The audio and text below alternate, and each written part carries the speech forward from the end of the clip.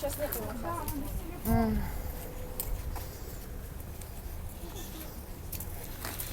Ну вот это, конечно, Мирыч, это прям шедевр. Это прям шедевр. Мне вот эти перья нравятся, насыпанные туда. Да, и тут блестки. А ты посмотри, какие вон здоровые агрегаты. Ну что, пойдем дальше испытывать судьбу? Наверное, пойдем в сторону апельсина на сей раз.